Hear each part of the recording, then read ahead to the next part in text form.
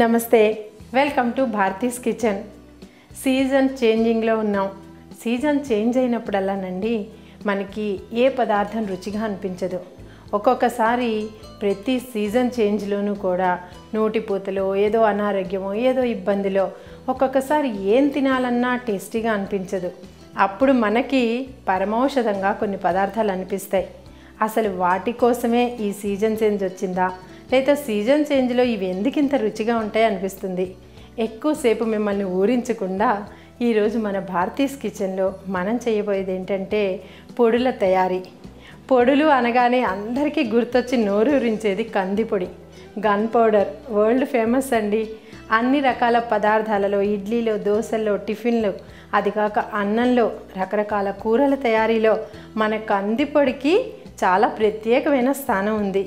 మరి ఆ కందిపొడి ఎలా చేస్తాం, దానికి కావలసిన పదార్థాలు ఏంటో ఒక్కసారి చూద్దాం రండి. కందిపొడికి కావలసిన పదార్థాలు: 1 కప్పు కందిపప్పు, 3 చెంచాల జీలకర్ర, అర చెంచా మెంతులు, ఉప్పు, 10 నుంచి 12 ఎండుమిరపకాయలు, ఇష్టమైతే కొద్దిగా ఇంగువ.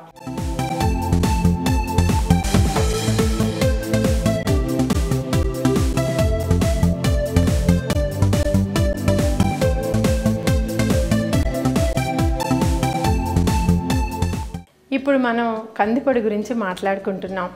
కందిపొడి చాలా మంచి అన్నాధరువు. అసలు కందిపొడి కమ్మదనం గురించి చెప్పాలంటే నెయ్యి వేసుకుని వేడివేడి అన్నంలో తింటుంటే అబ్బా ఎంత బాగుంటుందండి. మరి ఆ కందిపొడికి కావాల్సిన పదార్థాల్లో ముఖ్యంగా మనం కందిపప్పు తీసుకుందాం.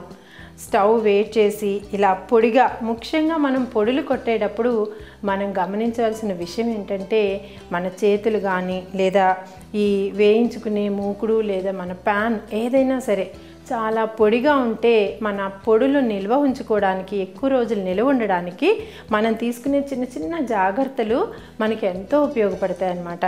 అయితే ఇది కొంచెం స్టవ్ వేడెక్కిన తర్వాత కందిపప్పు మనం వేయించుకోవాలి. ఒకసారి మనం 1 కప్పు కందిపప్పు తీసుకున్నాం కాబట్టి ప్యాన్ బాగా వేడెక్కిన తర్వాత సిమ్లో పెట్టుకుని మనం దోరగా వేయించుకోవాలి.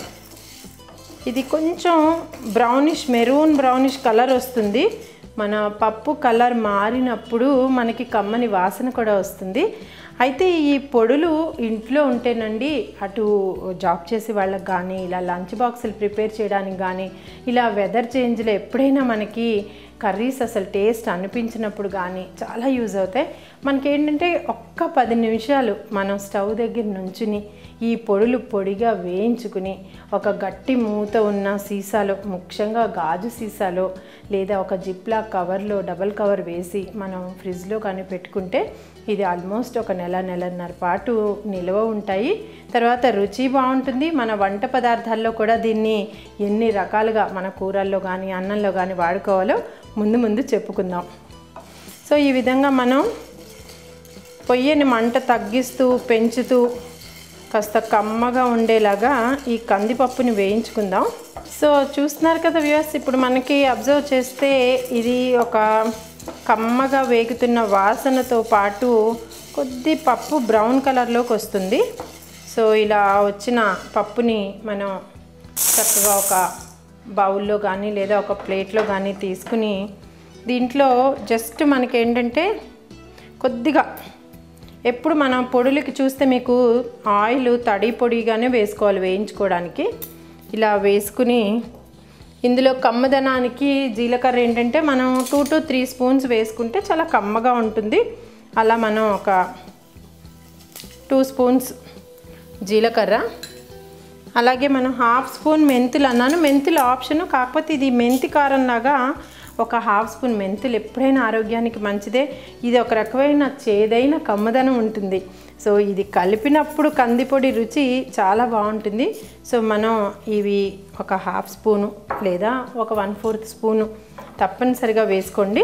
ఈ మెంతులు తర్వాత మన జీలకర్ర వేయిస్తూ ఇదే మూమెంట్లో మనం ఎండుమిరపకాయలు కారానికి తగినట్టు, ఒక్కొక్కసారి ఏమవుతుందంటే ఈ పొడాలు మనం నిల్వ ఉంచినప్పుడు కారం తగ్గిపోతుంది. సో మన కన్సిస్టెన్సీకి 1 కప్పుకి 10 మిరపకాయలు సరిపోతాయి.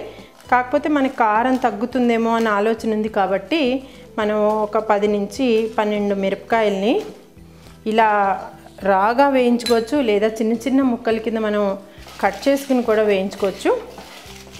సో ఇలా మనం తడి పొడి నూనె వేసిన మూకుల్లో ఈ ఎండుమిరపకాయలు కూడా ఒక్కసారి వేయిద్దాం. సో చూస్తున్నారు కదా, ఈ ఎండుమిరపకాయలు ఏంటంటే మనకి గలగలమనే చప్పుడు వస్తుంది. అంటే బాగా రోస్ట్ అవుతున్నప్పుడు ఇవి అంటే మరీ మాడిపోకుండా అలానే బ్రౌన్గా చక్కగా ఇలాగా కలర్ మారి ఇవి కూడా ఒక కమ్మని వాసన వస్తాయండి. ఆ విధంగా మనం వేయించుకుని స్టవ్ ఆఫ్ చేసి ఆ వేడి మీద ఒక 5 నిమిషాలు ఉంచి మనం ఎండుమిరపకాయలని జీలకర్ర మెంతులు ఉప్పుతోటి ముందుగా ఈ కారం కింద కొట్టి పక్కన పెట్టుకుని తర్వాత మనం ఈ కందిపప్పుని కలపాలి. యాక్చువల్లీ ముందు కందిపప్పుని మిక్సీ వేసుకుని తర్వాత ఇవైనా వేయచ్చు. కాకపోతే కారం ఒకవేళ ఎక్కువ అవుతుంది అనుకుంటే మనం విడివిడిగా ఉంచుకుంటే కలిపినప్పుడు మనకు కొంచెం సౌకర్యంగా ఉంటుంది. సో ఈ విధంగా మనకి మరీ చల్లారిపోకుండా, అంటే చల్లారిపోతే మిరపకాయ మెత్తబడిపోయే అవకాశం ఉంది. సో మనం ఈ మూమెంట్లో మన రుచికి తగ్గట్టు నేనైతే ఒక 1/2 స్పూన్ ఉప్పు వీటిలో జోడించాను. అలాగే మనకి ఇష్టమైతే పప్పు అన్నప్పుడల్లా మనం ఇంగు వేస్తూ ఉంటాం, అరుగుదలకి బాగుంటుంది. ఆ రెండిటి కాంబినేషను చాలా బాగుంటుంది కాబట్టి చిటికెడు ఇంగు నేను నా స్టైల్లో జోడించాను. మీకు అవసరం లేదనుకుంటే ఇంగుని కూడా మనం అవాయిడ్ చేసుకోవచ్చు. ఇది ఇప్పుడు నేను మిక్సీ పట్టి మీకు చూపిస్తాను.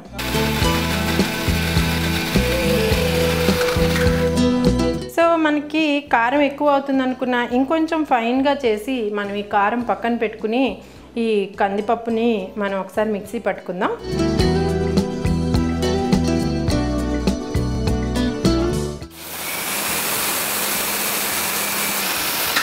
సో ఈ మూమెంట్లో మనకి కొంచెం కందిపప్పు కూడా మనం బరగ్గానే పట్టుకున్నాం. ఈ కారం కూడా ఇందులో యాడ్ చేసి మరొకసారి మనం దీన్ని మెత్తటి గుండె కింద మిక్సీ పట్టేద్దాం. సో చూస్తున్నారు కదా వ్యూయర్స్, మెత్తటి పిండిగా కాకుండా ఇలా పొడి అంటే బరగ్గా చక్కగా మీరు కందిపొడి తయారీ విధానం చూశారు. ఒక కందిపొడి ఇంట్లో ఉంటే ఎన్ని రకాల పదార్థాలు దాని ద్వారా తయారు చేసుకోవచ్చో కూడా మనం మాట్లాడుకున్నాం. సో మీరు కూడా వేడి అన్నంలో కందిపొడి తయారు చేసుకుని తిని ఎంజాయ్ చేస్తారు కదా. మరి నెక్స్ట్ ఎపిసోడ్లో మరో కొత్త వంటకంతో మళ్ళీ ముందుంటాను. అంతవరకు సెలవు, నమస్తే.